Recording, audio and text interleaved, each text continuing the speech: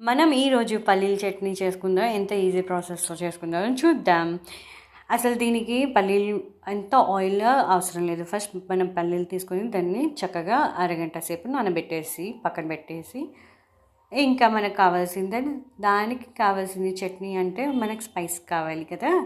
Green chillies మనకి 5-6 green chillies తీసుకొని ఇంతలోపు ఈ పల్లీలు మనకు నానిపోయినాయి చూడండి.